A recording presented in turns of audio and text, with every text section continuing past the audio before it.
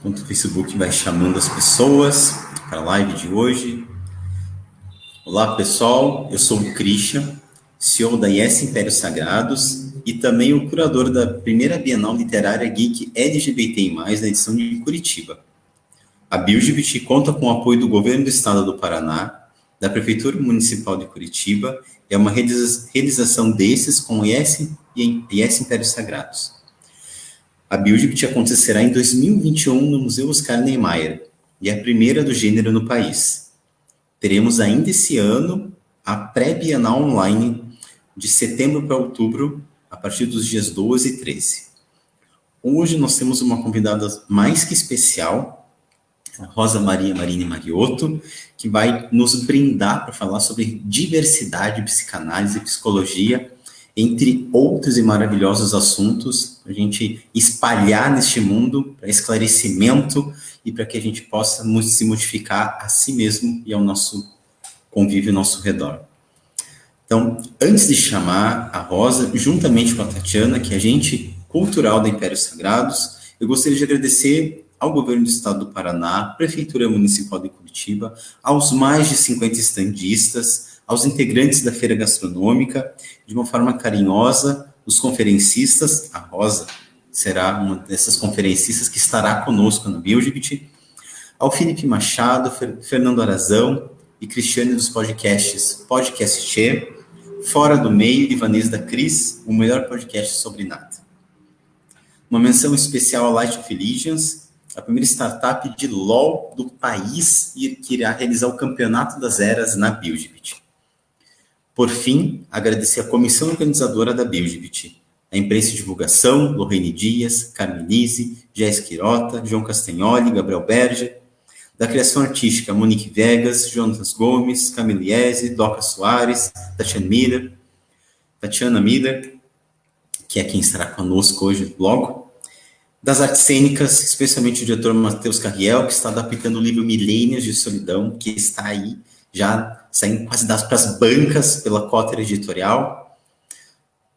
Do Campeonato das Eras, Light of Allegiance, menção especial de Julião, CEO da Light of Allegiance, e Matheus Limites.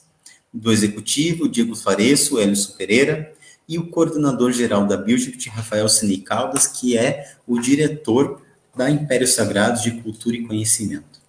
Sem mais delongas, agora eu vou chamar aqui, em primeiro lugar, a Tatiana Miller. Olá, Tatiana. Boa noite, pessoal. Boa noite, Christian. Tudo bem? Tudo bem. Bom ter você por aqui. Prazer é todo meu. E a Rosa Marini Mariotto. Rosa. Tudo Olá, bom? boa noite a todos. Agradeço o convite, muito bom estar aqui. Obrigado, Rosa.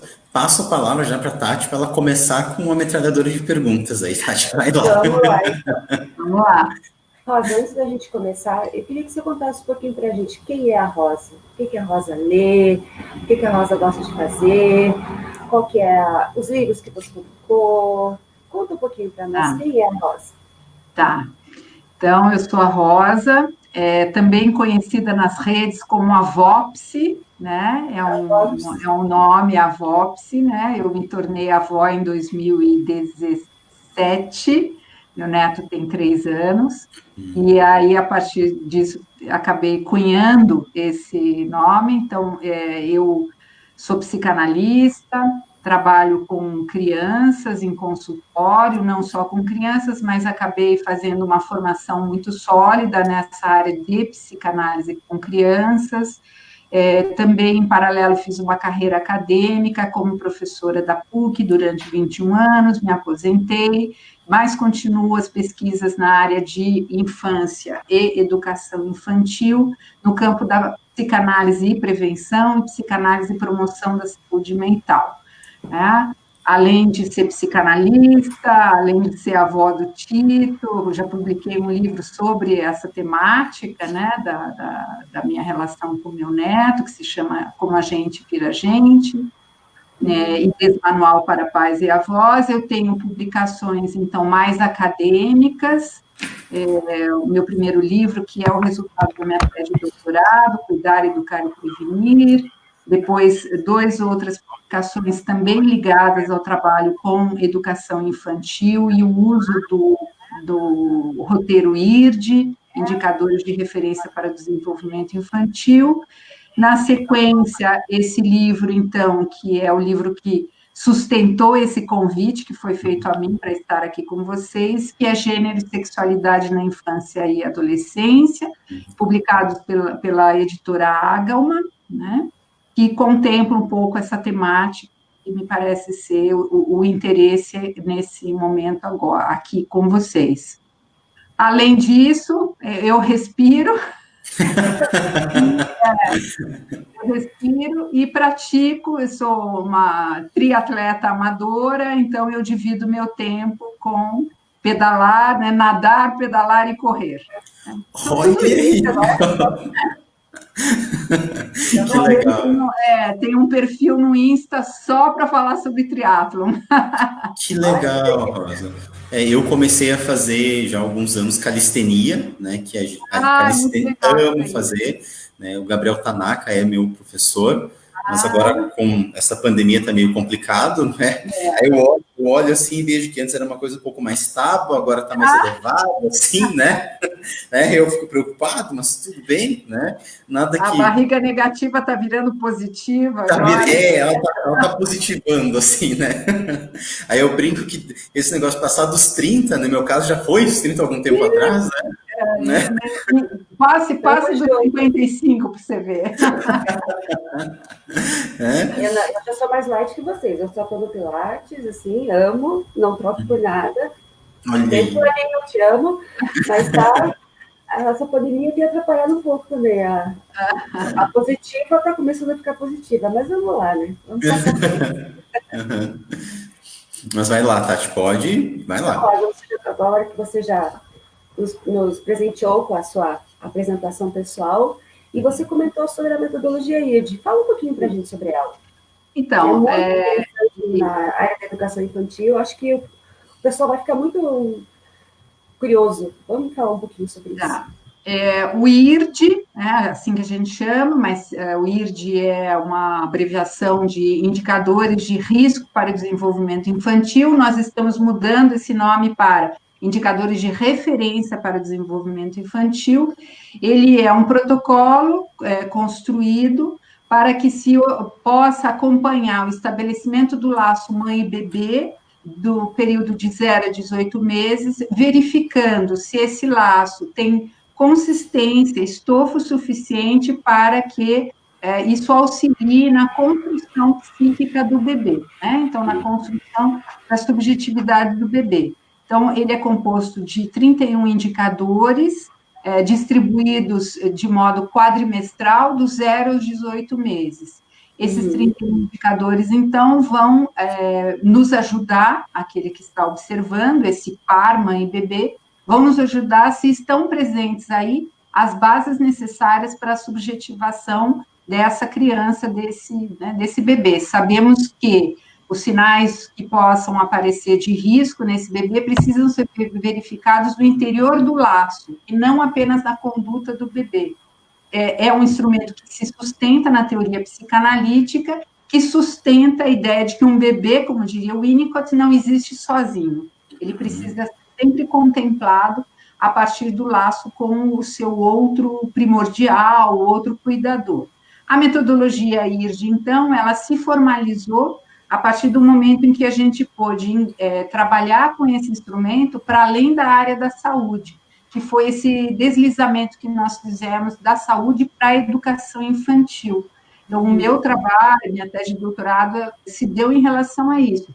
Como que a gente poderia utilizar o IRD no âmbito das creches, reconhecendo, ou pelo menos acompanhando, o estabelecimento do laço entre educadora e bebê nos berçários, verificando se essas educadoras estavam oferecendo condições mínimas para o processo de subjetivação nos bebês.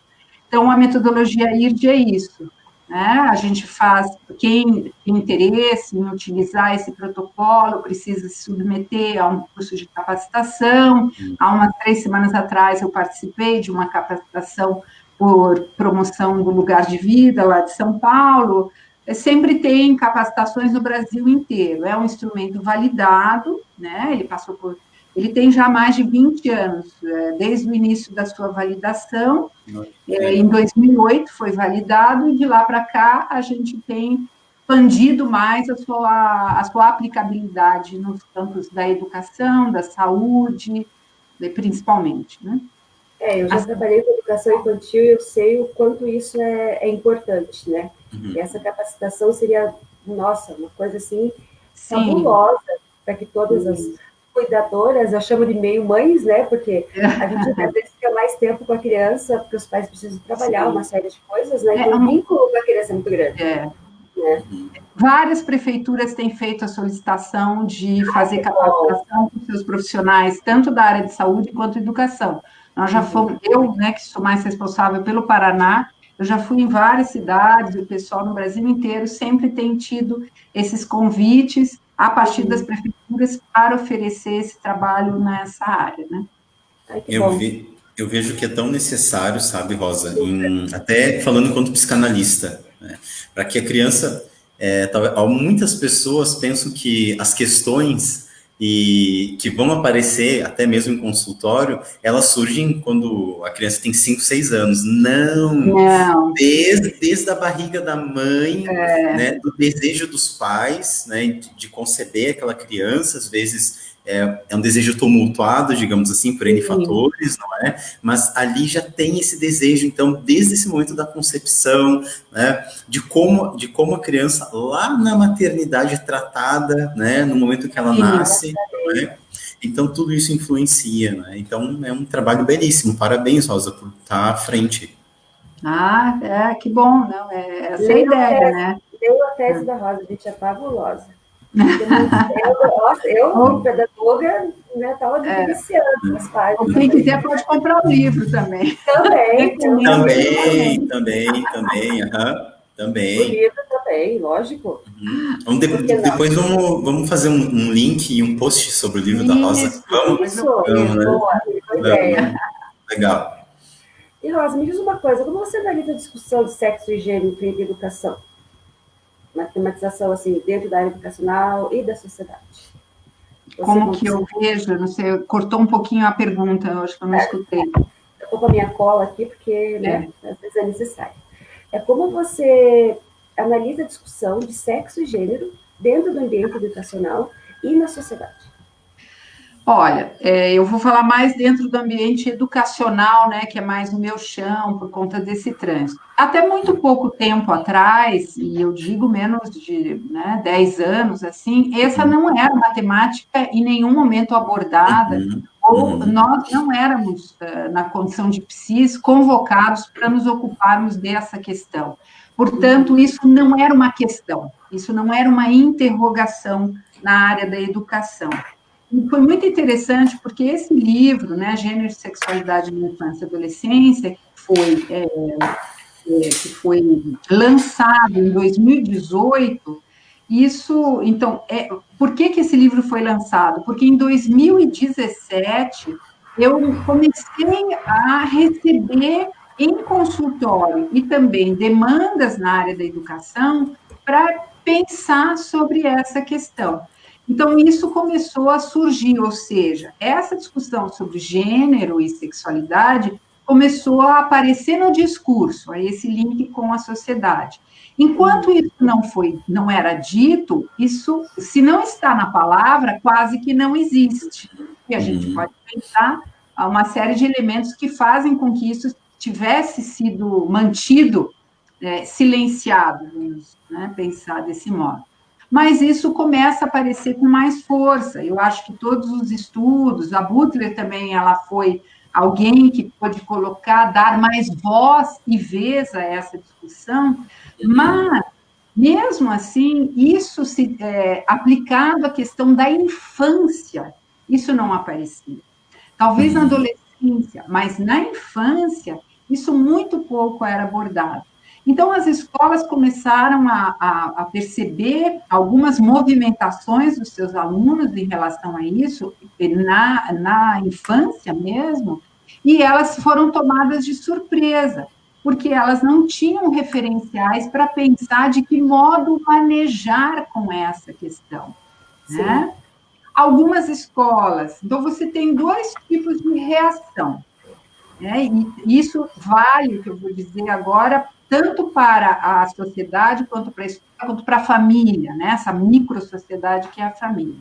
Diante de uma discussão que uma criança possa ter em relação à sua identidade de gênero, fazendo essa diferença, sexo é o sexo anatômico, mas na medida em que vai se construindo uma identidade de gênero, a criança pode colocar interrogação, você, via de regra, tem duas reações.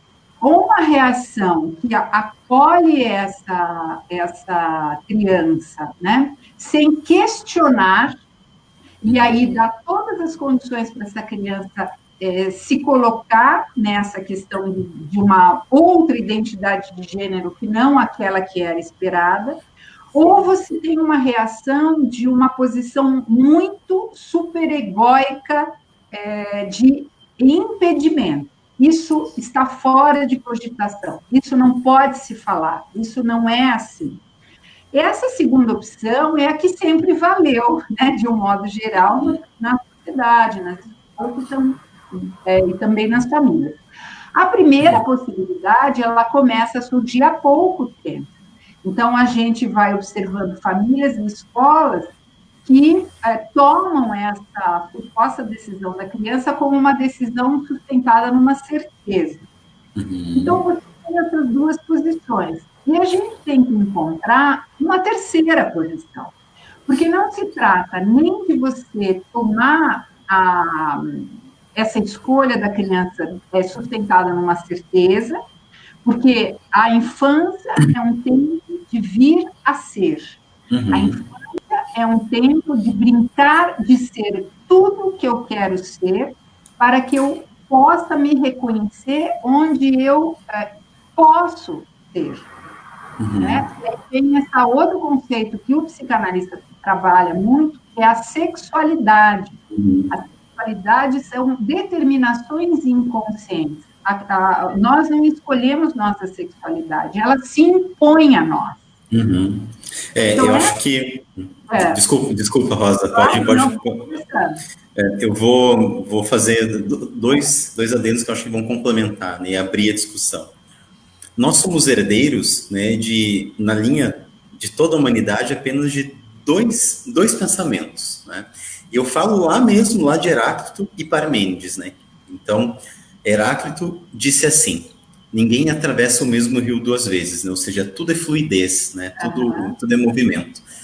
Parmênides foi lá e disse assim: não, o ser é, né? Quando ele fala o ser é ponto, é uma coisa só, pedra é pedra, não muda, o rio está ali. O que acontece com a nossa sexualidade, né? A mesma coisa. Então, infelizmente, o que predominou, principalmente na história do Ocidente, é o que Parmênides, né? O ser é. E isso vem a concepção de macho e de fêmea, de homem e de mulher, né? De hétero e homo, que daí viram categorias médicas em 1800 e pouco, não é? Mas esquecemos de Heráclito, né? Esquecemos que nós somos fluidez, que nós somos pessoas que não atravessamos o mesmo rio duas vezes, não é? E acho que o que a Butler vai fazer, junto com Nietzsche e outros aí, sacando, né, da filosofia, que é a minha formação base, a primeira graduação que eu tive, não é? Sacando Nietzsche, depois Wittgenstein, que vai falar da linguagem também, não é? Passando depois por Foucault, pela própria Simone de Beauvoir, entre outros, que vão começar a recuperar essa noção mesmo de fluidez, né? E eu vejo muito que, desde a concepção ali da criança, né, o que geralmente o pai ou a mãe fazem, né? Azul é de menino, rosa é de menina, né? Nomeia, aponta nomeia, né? Mas essa tradição, e que tanto nos traz percalços, digamos assim, esquece que, como é fluido, como tem outras expressões de gênero, não é? Tenta condicionar ali a criança como se você nascesse com uma genitália, né, vagina ou pênis, e você acaba tendo que ser uma coisa só, né? o masculino esquece dessa fluidez, né? A nossa discussão, né? Para abrir a discussão assim, né? Sim, sim. E eu penso assim que a contribuição, porque essa é uma discussão que até se coloca no livro, né, no prefácio do livro do Gênero e Sexualidade. Será que o psicanalista teria algo a contribuir a respeito da discussão sobre o gênero, já que é uma discussão sociológica e não psicanalítica? De algum modo, sim, porque Freud, com a sua teoria da sexualidade, vai justamente quebrar essa barreira de uma sexualidade binária, né? Propondo que o sujeito, então, ele é determinado por seus impulsos inconscientes a fazer uma identidade sexuada. Tá? E vai ser a base sobre a qual a identidade de gênero se constitui. Então, Freud foi um pioneiro nesse sentido. Foi. Isso nos chancela o psicanalista a ter algo a dizer a respeito disso, né? Então, quando você fala essa questão, ou você é uma pedra bruta que não modifica nunca, ou você é fluido, me parece que o psicanalista pode entender que o sujeito ele é permeável, se a gente pensar essa ideia da fluidez, mas ele precisa ter uma solidez, né? Uma certa solidez que ela é psíquica, tá? E essa solidez é que vai permitir que a gente também não se transforme em mutantes sociais. Não parece que pode deslizar, não sei como é que vocês percebem, essa discussão a respeito das identidades de gênero. O que eu percebo entre os adolescentes que isso é o comum entre os adolescentes, que é essa identificação. Então, nós vamos construindo vários guetos. E, às vezes, o excesso de diversidade, ele está para que a gente não reconheça as diferenças. Então, isso é importante. Voltando à questão da criança, o que uma família, o que uma escola pode transmitir em relação a isso? Primeiro, essa discussão da diferença. É o reconhecimento da noção de diferença, e diferença em psicanálise é a falta, aquilo que eu sou diferente de vocês, e por isso que nós somos semelhantes, porque nós somos diferentes, é o que nos assemelha. Há algo que nós temos, que nós não temos, nas mais diversas esferas. E uma vez que essa noção de diferença se inscreve como uma marca psíquica, eu consigo entender a noção de diversidade. Tá? E aí eu consigo respeitar essa questão de diversidade. Percebe que a noção de diferença não está só dada relativa à questão de gênero, mas a qualquer diferença entre nós. Então, essa ideia assim, nós somos iguais, não existe. Nós não somos iguais. Nós somos, no mínimo, semelhantes. E a nossa semelhança está no fato de que nós temos que nos submeter às diferenças. E essas diferenças que me permitem suportar as diversidades de gênero, de raça, de credo religioso, de títulos acadêmicos, porque aí tudo tem um valor. Então, a questão do valor, né? É um leque muito grande. Esse é um ponto importante. E é interessante vocês falarem dessa questão da educação, porque eu fiz vários lançamentos desse livro, e um desses lançamentos tinha uma pessoa na plateia que era psicóloga de uma escola religiosa tradicional aqui de Curitiba, né? E ela estava às voltas com um caso dele. Então, vocês imaginam, aí é Parmênides, né? Vocês imaginam essa rocha dura de uma escola religiosa que não pode nem pensar que uma menina, por exemplo, solicite para entrar no banheiro dos meninos, ou venha vestida, ou queira ir com o uniformezinho dos meninos e não com a sainha das meninas, né? Esse é um ponto. O outro ponto é pensar assim, que se eu uso rosa ou se eu uso azul, se eu brinco de boneca ou se eu brinco de carrinho, é isso que vai determinar a minha sexualidade, né? Quer dizer, até nesse livro que eu escrevo sobre como a gente vira gente, eu falo disso, né? Eu tenho uma cena do meu neto brincando de cozinha. Eu tenho aqui em casa uma cozinhinha que ele gosta de brincar de cozinha. Quer dizer, não se escolhe a sexualidade como se escolhe um brinquedo numa prateleira de loja. Então, isso é um ponto. Por isso que eu posso brincar com qualquer coisa, porque isso não determina. A questão é supor imaginariamente que se eu não der carrinho para minha filha, ela não vai pensar em discutir que deva ser congruente, essa noção de congruência entre o sexo biológico e o sexo identitário, que aí é a identidade de gênero. Isso é uma construção, nós nascemos com o sexo biológico. O que nós vamos fazer, psiquicamente falando, a gente vai ter que se ocupar com esse corpo real. Não tem conversa. Como cada um vai se ocupar, isso é uma construção muito singular.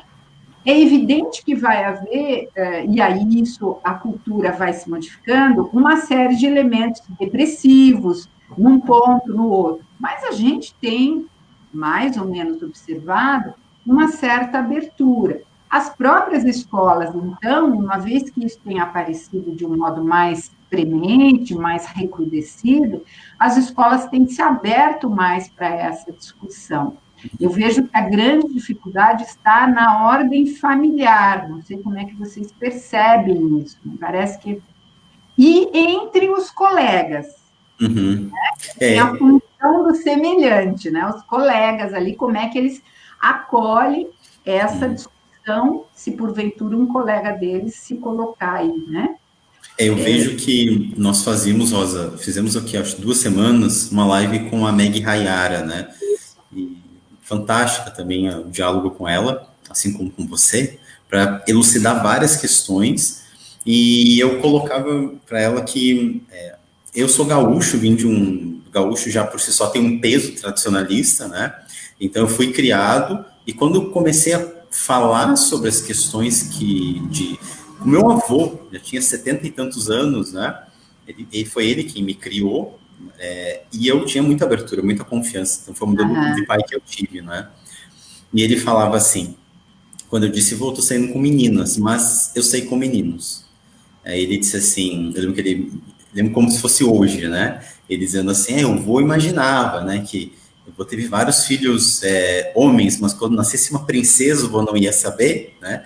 Do jeito dele, ele me acolheu, né? Alguns tomariam como uma afronta uma frase dessas, mas ele me acolheu do jeito, sem estudo, sem uma instrução, né? Mas ele dizia assim, só não mude.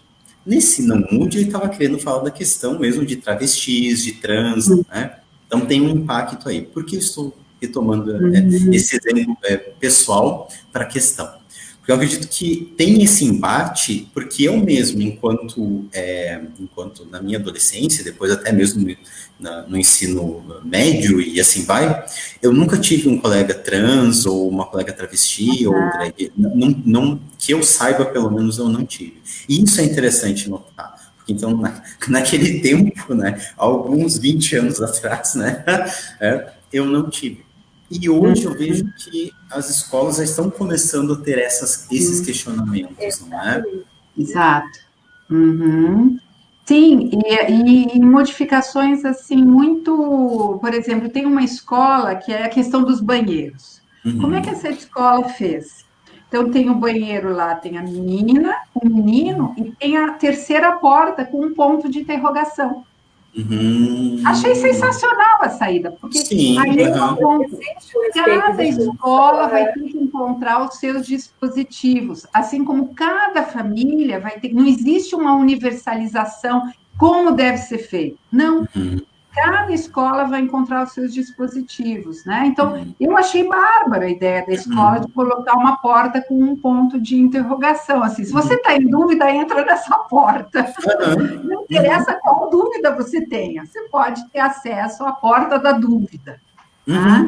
E a infância é um período de dúvidas, é um período de certezas duvidosas. E por isso que a gente também tem que acompanhar com atenção e cautela essas solicitações, por exemplo, que a gente tem visto cada vez mais precoces, de tratamento hormonal, até mesmo de de mudança de sexo, eu vejo com cautela, e daí a importância de um trabalho psi com essas pessoas, esses sujeitos, essas crianças, adolescentes, o que for, para que a gente observe se isso é da ordem de um desejo decidido, se isso é da ordem de uma tentativa de responder ao que ele imagina que o seu outro parental, familiar deseja, ou até mesmo social, porque a gente sabe das implicações de um trabalho, tratamento que faz uma interferência na fisiologia, né?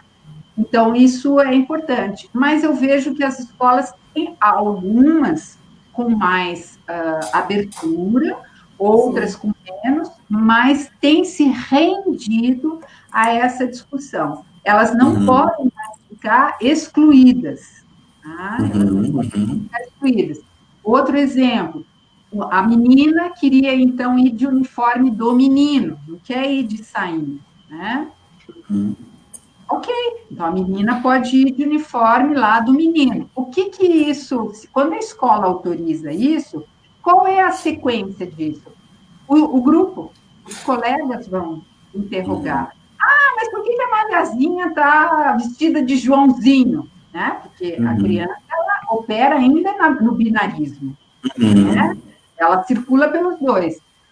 Aí a escola tem que manejar e permitir que essa discussão ela compareça, que isso se presentifique no discurso das crianças. Isso faz parte da possibilidade do professor acolher, suportar. Por quê? Porque quando uma criança interroga qualquer coisa relativa à sexualidade, isso toca muito o adulto. Desde a famosa pergunta, mãe, de onde eu nasci? Como é que eu entrei na sua barriga? Né? Então, são discussões que a criança não quer uma aula de anatomia. A criança quer saber. Ela quer uma explicação. Ela quer uma explicação a respeito do que acontece entre um homem e uma mulher, o que acontece, o que é essa da sexualidade. O que a gente faz com esse negócio no corpo? Dá para ter prazer? Não dá para ter prazer? Ser mulher é viver eternamente na condição de subjugada? Ser homem é viver eternamente numa posição fálica? Ou não é? O que a gente faz? Então, desde uma pergunta aparentemente simples, os adultos são convocados a terem que revisitar a sua própria sexualidade. Por isso... diga. Não, desculpa, Rosa, eu vou jogando aqui. Vou jogando aqui. Tem o pessoal já está mandando perguntas, né? Aí eu vou fazer uma fala e vou usar um sarcasmo, que não é meu. Vou tomar emprestado da Márcia Tiburi. Tá? Sim. Amo Márcia Tiburi. Né? Eu sempre falo e penso que você, enquanto profissional, especialmente, inclusive... Falando sobre Hannah Arendt tem um texto maravilhoso, né, da crise da educação, fantástico, está no Entre o Passado e o Futuro, o livro Entre o Passado e o Futuro. Então, ela fala que nós, enquanto eu também sou professor de formação, então, temos que nos responsabilizar pelo mundo. Né? Então, o professor, o pedagogo ou o docente se responsabiliza pelo mundo, não é? E eu acredito que, na minha condição de educador, me responsabilizando pelo mundo, não é? Eu preciso estar atento a essas transformações, não ser enrijecido, né, para tratar dessas questões, prestar atenção nos alunos, nas crianças especialmente, não é? E aí eu vou cutucar agora, e não ser um burro, porque se o burro, ele não sabe que é burro, ele faz sofrer o outro. Gente, vamos sofrer os outros com a nossa falta de tato para lidar com as questões enquanto professores e docentes, não é? Porque não façamos sofrer os alunos, tenhamos tato para lidar, não é? Para tratar das questões de identidade, de sexo, de expressões de gênero, não é?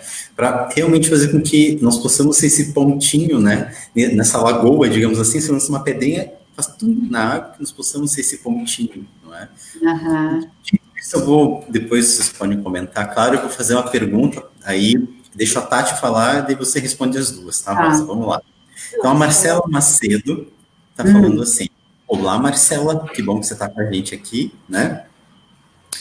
Rosa, você diz que a nossa sexualidade se impõe sobre nós, que não escolhemos mas desde o nascimento já nos é imposto um padrão, por assim dizer. Eu gostaria de saber, você acha que isso pode causar conflitos internos entre a sexualidade imposta pelos outros e a que nós descobrimos ou nos identificamos? Isso pode trazer também problemas psicológicos? Essa é uma questão. Tá. Eu vou deixar a Tati, acho que a Tati, daí você responde os dois. Até pegando o gancho na pergunta da Marcela, eu estudei no colégio tradicional de Curitiba de Freira. Depois eu virei professora, pedagoga, e assim, essas questões, por quê? Tem hora que você vê uma criaturinha de 4 anos perguntando uma coisa, você fala assim, e agora, o que eu faço? O que eu respondo? No meu tempo, né, que uns 20 e poucos anos atrás também, quando eu lecionava. Dom Pedro II era vivo ainda, né, no teu tempo? Assim. Por aí o negócio. Então, assim, era uma coisa que a gente não sabia como responder, você tinha uma cartilha, né, da escola que você tinha que seguir, e muitas vezes você abaixava o caso, tipo, vamos brincar, vamos falar de outra coisa. Você era condicionado, você era condicionado dentro daquela instituição a que você não respondesse certas perguntas. Você tinha que falar com a diretora, com a psicóloga, com a psicopedagoga naquela época, nem acho que não tinha, mas com a psicóloga, com a diretora, com o coordenador e tudo mais. Hoje eu vejo dentro das escolas, das universidades e tudo mais, isso é uma coisa comum. Deixou de ser um tabu.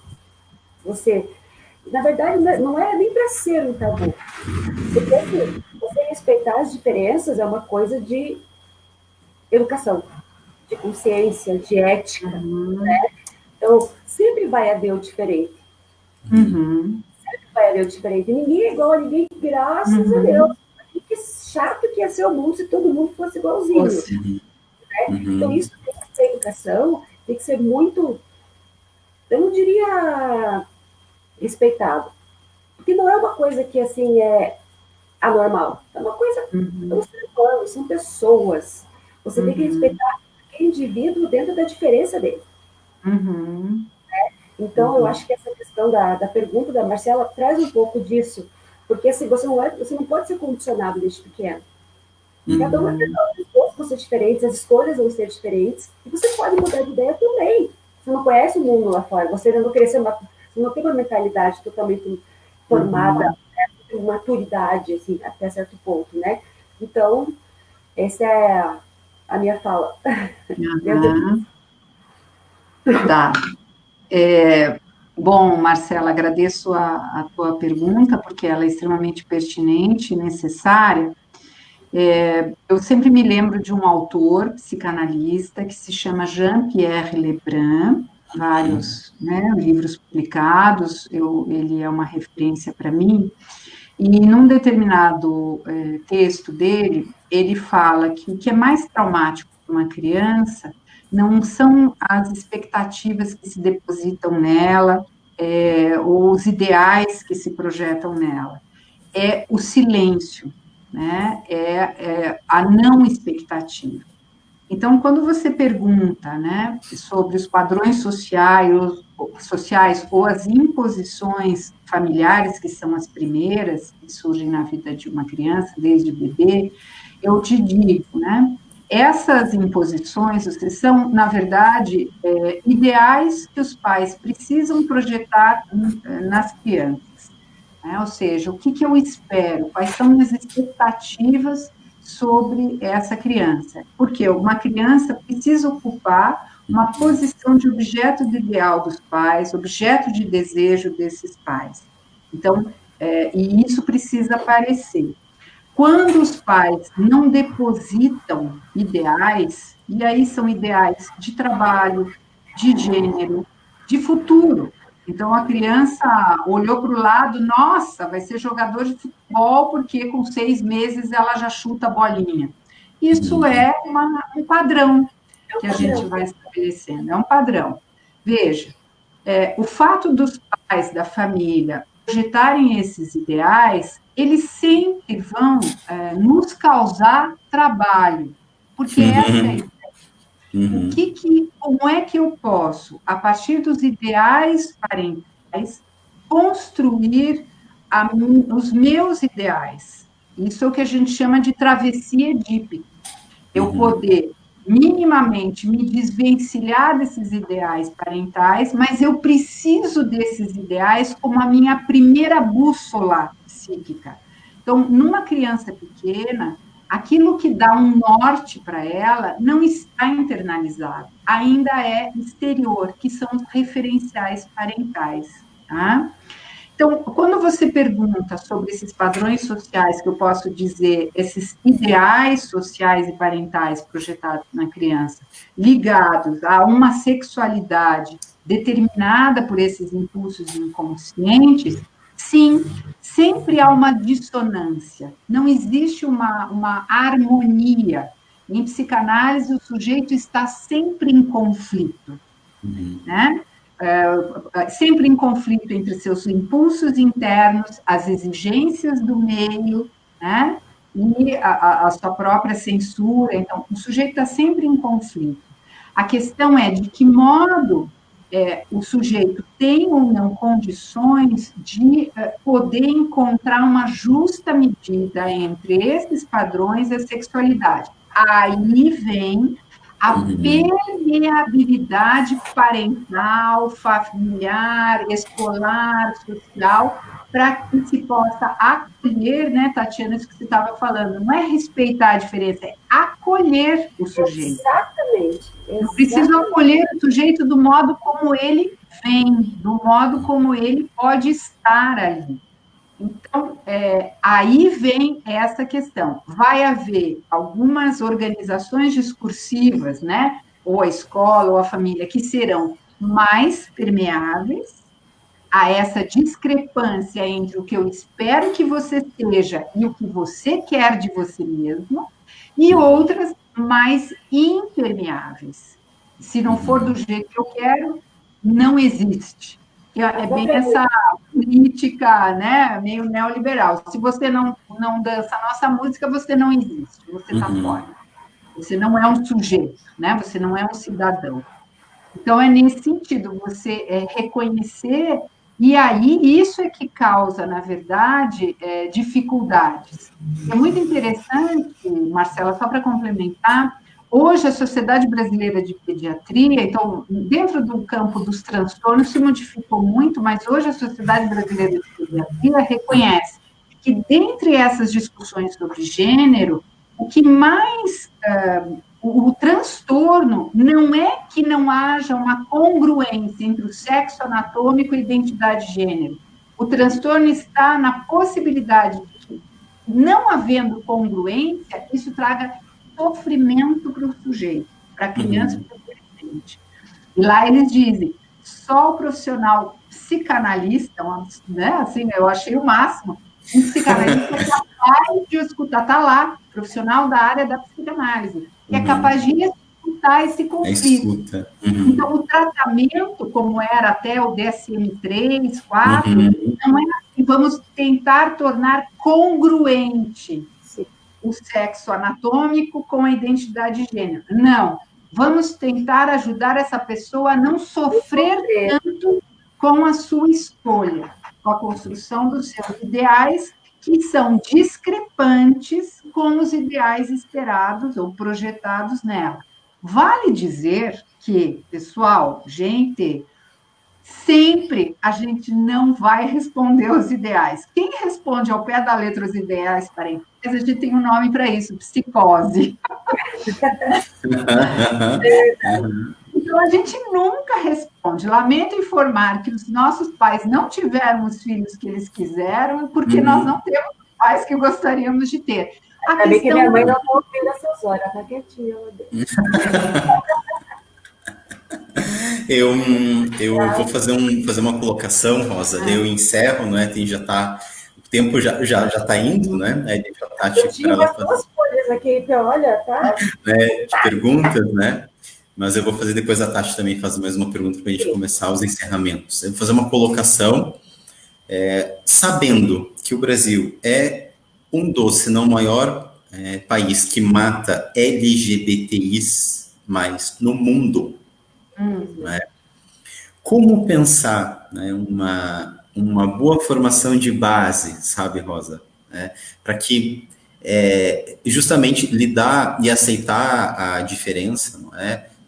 E fazer com que quem nasce e se sente distoante com aquilo que a sociedade determina, seja melhor aceito, não é? Eu ficaria muito feliz de um dia um estudo publicar assim, psicanalistas começam a fechar as portas porque não tem mais atendimento relacionados, né, a questões LGBTs, assim, né? Ai, que bom, ia ficar feliz, né? Mas sabendo-se que isso não é um sonho, um desejo, né, expresso, assim, mas que como pensar desde lá da creche, por exemplo, né, da família, né, o que dizer para que nós consigamos que o Brasil seja um país mais inclusivo e de aceitabilidade da própria diferença, do próprio desejo de ser outro, ou outra, ou outro, não é? Como pensar? Aí eu passo para a Tati para ela, acho que fazer mais uma colocação. Bom, diga, fala.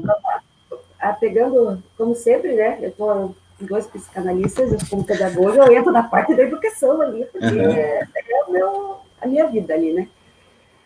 Dentro disso, Rosa, pegando uma outra pergunta, já para a gente, né, continuar.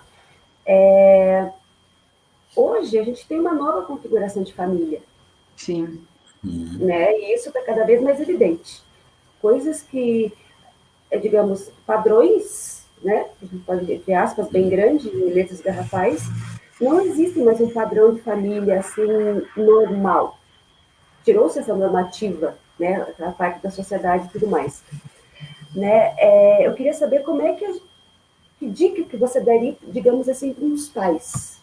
Porque, assim, a gente sabe que não é fácil, a gente sabe que muita criança eu já vi adolescentes sofrendo, já vi crianças sofrendo, e me corta o coração, uma coisa que impacta demais, pelo menos para mim, como boa libriana e boa pedagoga, né? É uma coisa que você quer pegar aquilo, arrancar da pessoa e levar para casa. Né? Então, assim, às vezes a própria orientação dentro da família, eu não diria importante, ela é necessária para evitar esse sofrimento, né? Para que aquela criança, ou aquele adolescente, ou aquele adulto não sofra, não se exija mais dele do que não queira, no caso assim, dar respostas numa sociedade. Não, ele tem que ter as suas respostas e ser feliz como ele e ser respeitado por isso. Simples assim, né? Então, seria essa a continuação do que eles falam para perguntar. Olha, dá para responder juntando, alinhavando o que vocês dois colocam, né? Pegando esse significante do normal. Esse significante, ele atrapalha muito a vida da gente, justamente porque normal significa estar submetido a uma norma. E qual é a norma? Se a norma é sujeito submetido à castração, então isso modifica a possibilidade de você acolher. Eu acolho as diferenças porque eu sou tão diferente quanto. Porque estamos todos nós no barco das impossibilidades, né? No barco que a gente chama da castração. Então, como ter um Brasil, ou como ter um país capaz de acolher mais as diferenças? Eu aí lanço mão da famosa frase do Freud, da qual eu me inspirei para dar continuidade: somos, né, psicanalizar, educar e governar, são tarefas impossíveis. Por que ele diz que são tarefas impossíveis? Porque nós sempre chegaremos a resultados insatisfatórios. Então, nós somos mal governados, mal analisados, mal educados e seríamos mal sexualizados, nesse sentido de que não há uma norma. Nos colar um selo normal em termos de sexo, Freud já disse isso, que não existe. Né? Então, o que a gente tem que pensar é isso: um país, um governo, um Estado que reconheça na sua posição de que ele já parte do princípio que não vai governar satisfatoriamente, permite ele já ser mais castrado, né? Ele já ser mais limitado, né? digamos, a gente está com dificuldades em relação a isso. Então, nas famílias, a mesma coisa. Tá? Aí, nas famílias, tem muito esse ideal de uma família normal. Então, família margarina, né? Aquela família margarina. As novas configurações familiares mostram que o que é normal hoje? Nada é normal. O que a gente tem que pensar, porque normal nos leva à ideia de que existe algo que não é certo. Normal nos leva a essa dicotomia entre certo e errado, melhor ou pior, normal anormal. Está vendo como a gente opera no binarismo em tudo? Os binômios, né? Exato. A questão não é melhor ou pior, certo ou errado, cada um faz o que consegue. Se eu entro nessa lógica, eu consigo acolher o que o outro consegue, porque eu sei que o outro não está para responder à minha demanda. Aí vem isso. Como que eu posso acolher a diferença? Quando eu reconheço o outro como aquele que não está para mim, mas está para ele mesmo. E é isso que permite que nós sejamos um pouco mais fraternos. Isso não é egoísmo. Ao contrário, eu reconheço que eu sou tão capenga quanto o outro, vamos juntos, capengando, cada um mancando do seu jeito, mas... o amor de cada lado e vamos lá, vida na vida. Exatamente, né? Então, são nas minhas falhas que você pode ter espaço, porque são nas tuas falhas que eu também posso ser acolhida. Então, falha nesse sentido de diferença, não no sentido de fracasso, tá? Quando eu falo falha, é dentro da psicanálise, né? Nesse sentido. Agora, veja, para que isso aconteça, que é a tua pergunta, né, Cristian, vai algumas gerações, vão-se algumas gerações. É lógico que você tem essas ilhas, como seu avô, né, que é uma geração muito anterior, que pôde acolher, que pôde reconhecer, né, isso. Mas, à medida em que o discurso, e aí a parte do Estado é muito importante, à medida em que o Estado possa transmitir essa posição, aí, pessoal, acolhemos a diferença, isso se irradia, porque isso se torna um dispositivo possível. Eu acho que só de nós estarmos aqui hoje falando em nome de uma Bienal Literária Geek LGBTI+, feita em parceria com o Governo do Estado do Paraná e com a Prefeitura de Curitiba, uma mostra de que é possível falar mesmo quando existe uma outra tutela não tão tutelar assim, digamos, não é? Não tão, né? Então, e eu acredito que somos ilhas, como o meu avô foi, não é? Você é uma ilha, Rosa, você é uma ilha, Tati, não é? E em nome da Impérios Sagrados, eu quero agradecer vocês pela discussão de hoje aqui. Maravilhosa, obrigado. Gente. Eu queria obrigado. Mais umas 2, 3 horas. Obrigado mesmo. Obrigado. Rosa, Tati, vocês querem deixar uma menção, alguma coisa, dar um alô, vender um doce, fazer qualquer coisa? Pode. Eu vou vender meu livro, né? Isso. Gênero e Sexualidade na Infância e Adolescência, Reflexões Psicanalíticas, pela editora Ágalma. O ano passado foi o segundo na lista de mais vendidos da editora, né? Foi lançado em 2018. E é assim, um time de autores sensacional. Tive a honra de contá-los aí nessa organização do livro. E agradeço e acho que é um tema que tem que estar sempre presente no discurso. É isso que não faz morrer o sujeito, né? Estar presente no discurso. Eu finalizo minha fala, primeiramente agradecendo imensamente essa troca, né? A gente tem dentro da Bienal várias ilhas, e todas essas ilhas querem fazer a diferença. Rosa, você vem como uma ilha para auxiliar a gente dentro desse caminho que a gente só está no começo, e a gente vai trilhar um caminho muito bonito. Eu tenho certeza de que vamos fazer a diferença dentro dessa sociedade, dessa educação, acolher mais as pessoas. Esse é o objetivo maior que a gente quer, e a educação, querendo ou não, ela também é um caminho, ela é uma ferramenta poderosíssima. Ela é uma ferramenta poderosa. Valon já falava da questão da criatividade. Vamos pegar todo mundo, juntar todo mundo e vamos fazer essa festa acontecer respeitando o ser humano, com muito amor, acolhendo cada vez mais e respeitando cada vez mais, que essa é o que mais a gente quer, um mundo melhor hoje e sempre. Eu encerro fazendo um merchan a eu mesmo, olha que maravilha, né? Que é, né? Que para o psicanalista que quer ver algo de piano, eu lanço Rosa, a você, Rosa, um desafio. Aqui, em live, né?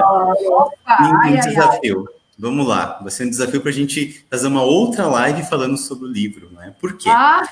Dentro do Milênio de Solidão, a gente tem o Andres e o Jeremy, né, que eles são casados, vivem um mundo medieval fantástico, não é? Não é nem na Terra, em outro planeta. E lá vivem dentro do império chamado Tharion.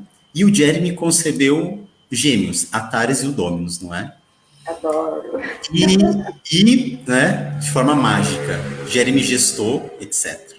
Pois bem, um dia, isso está no livro, questionaram o Dominus, assim, Dominus, mas como é que é o nome da sua mãe? Aí ele responde, é Jeremy.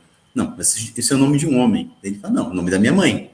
Aí ele diz assim, ué, você vive num mundo mágico, cara. Eu fui gerado por um homem. Se atualiza. Por que essa pergunta? Como ficariam as relações edipianas, né, nesta relação onde um homem concebeu, de fato, gêmeos, não é? E como olhar para essas relações na próxima live, Rosa? Aí fica... Certeza. Eu já tinha a resposta na ponta da língua.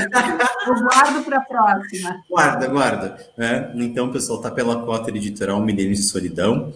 Eu acho que vai ser bem bacana, Rosa, a gente fazer um diálogo sobre... E lá na Build, o ano que vem, com a estreia no MON, a gente vai ter a peça de teatro sobre o livro, né? Quem sabe fazer um debate psicanalítico lá, além da sua fala.